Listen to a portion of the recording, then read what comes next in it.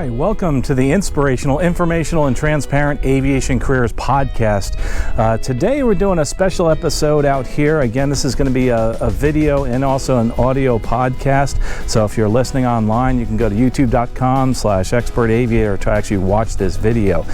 Today's question is the goal of becoming a cargo pilot too far-fetched an idea at the age of 41? But before we begin, if you got questions, feedback at aviationcareerspodcast.com.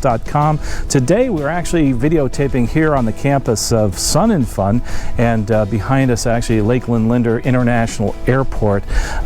Just wondering if you like these videos, please hit the like button. If you don't, hit the down arrow and let me know what you think about this. Also, don't forget to subscribe below. Click on the bell so you get notified every time we have one of these videos come out. We're also doing the pilot interview course videos, so check those out as far as another playlist online.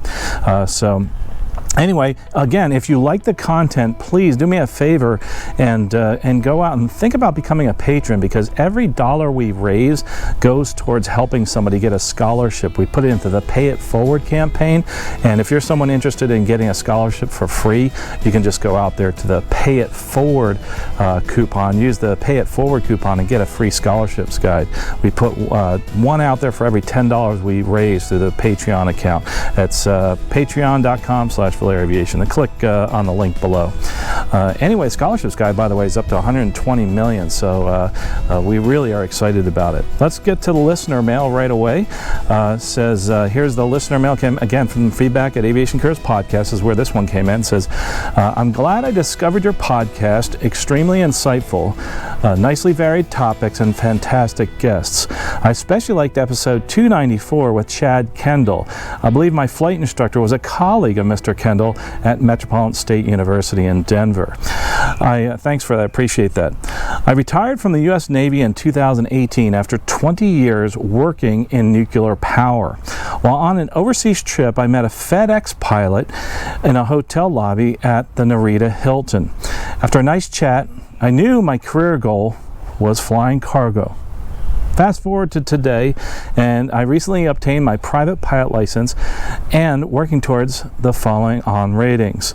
I'm 41 in less than a week. By the way, congratulations on getting the private pilot, and good luck on the rest of your ratings.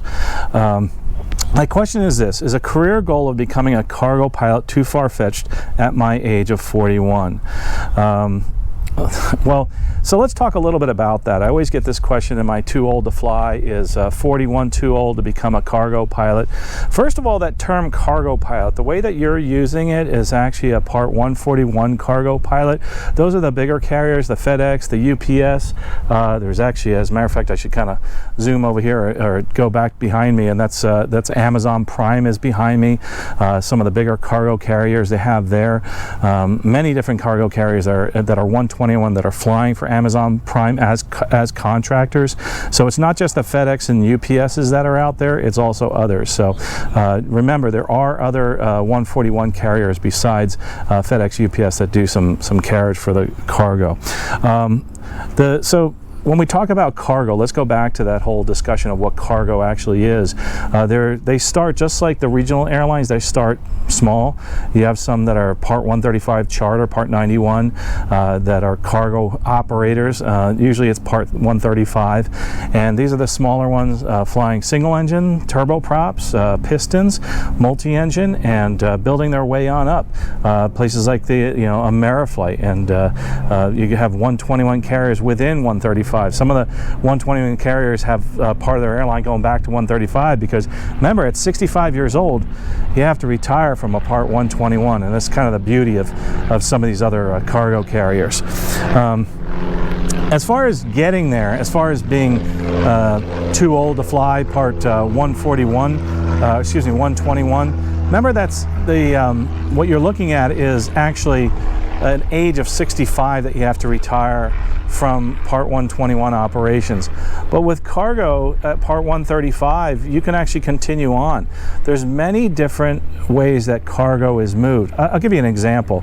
We always think of UPS and FedEx, but we actually have the example of parts. Look at parts for cars. I mean, sometimes they need to immediately bring a part in for a car, and also for the factory. Say, like just in time, you have a factory that's possibly needing a part so that it can actually fix something that's on their conveyor, or whatever part of their process of actually manufacturing that part or that car or whatever it may be.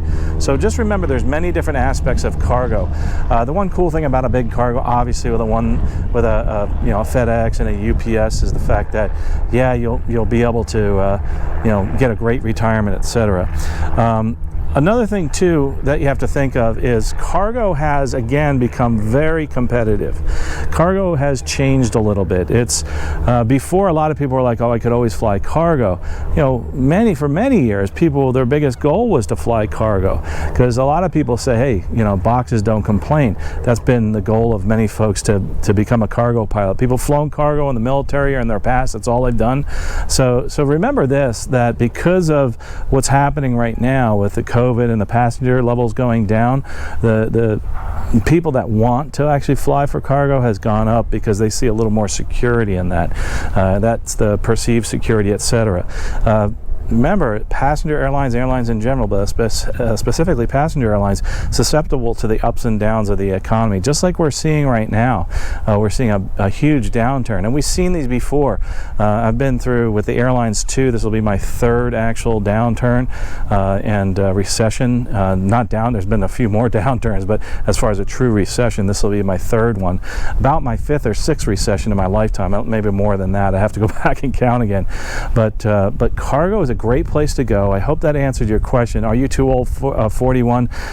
Remember, it takes anywhere from 3 to 10 years to get to your career goal. 3 to 10 years to get to your career goal, no matter what you're doing as far as cargo. If you're doing a Part 121 passenger, your ultimate goal, like for me, for where I am now in my airline career, it's been about 13 years. I really enjoyed the ride.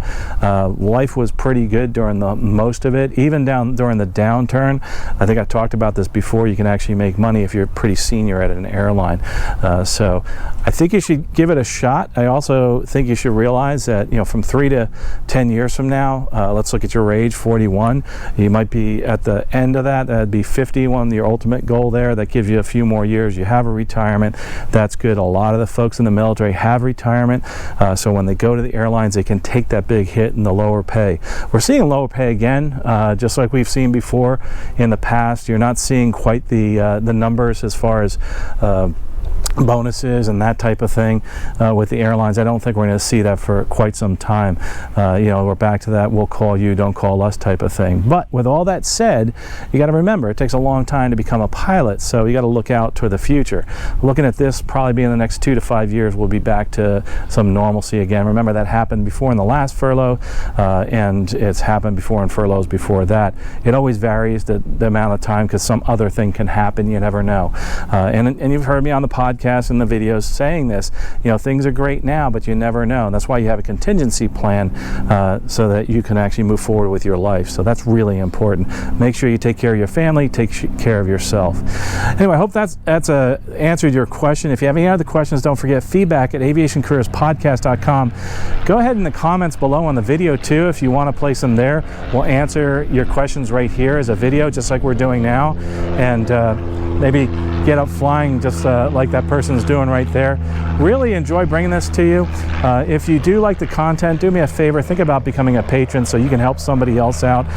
Every single dollar that we raise through the Patreon account, we put towards buying a scholarships guide for somebody. We do it through the Pay It Forward campaign. That's where they can use a coupon code Pay It Forward, that's all one word, and get a free scholarships guide. We also do the career coaching.